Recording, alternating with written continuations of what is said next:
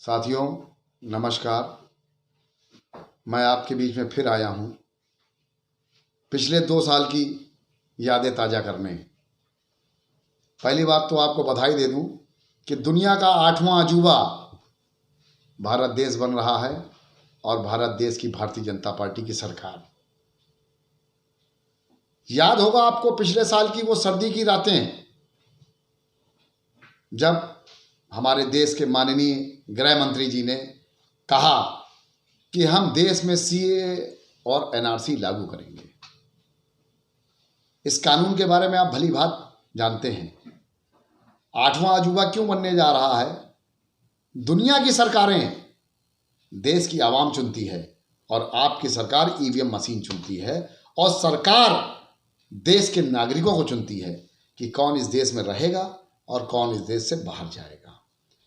इस मकसद से दुनिया में आप 8वें अजूबे के रूप में हैं, भारत की सरकार 8वें अजूबे के रूप में है, जो किसी संविधान को नहीं मानती है।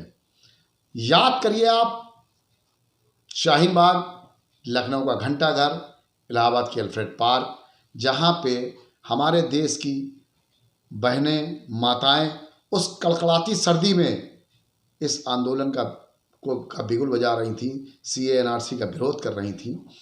ये तो महामारी आई और हम लोग उस कानून से कुछ दिन के लिए राहत पा गए और हम अपने घरों पे आ गए।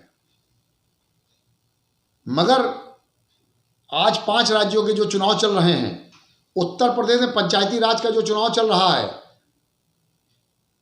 आप वोट डालते समय इस बात का विशेष ध्यान रखें, उस दिन को याद करें जब आप नंगे पैर कोरोना काल में अपने घर आ रहे थे, बच्चे भूखों तड़प रहे थे, देश की जनता ने मिलजुल कर भाईचारा, आपसे सौहार्द के हिसाब से आप लोगों की मदद की, मगर ये सरकार ने आपकी कोई मदद नहीं की।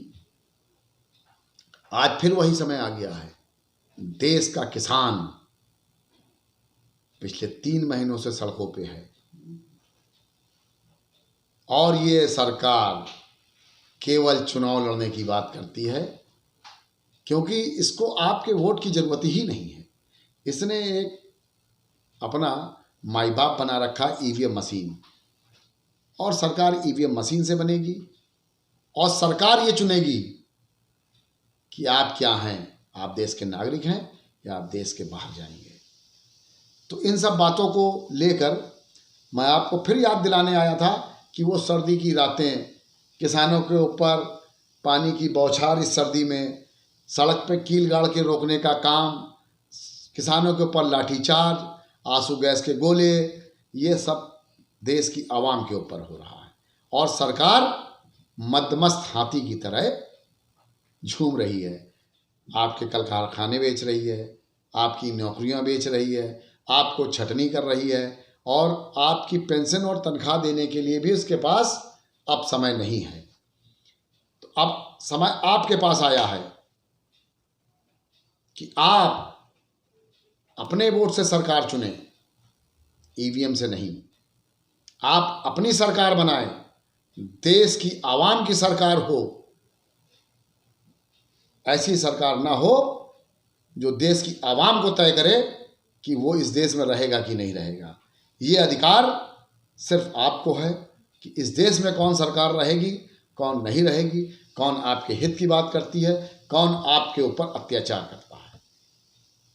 ये वोट डालते समय आपको अपने दिमाग में उन रातों की पिक्चरें, हमें लगता है कि 99% लोग इस त्रासदी का शिकार हुए और सब भुक्तभोगी हैं। बस आपको पिछला काल याद करना है वोट डालते समय।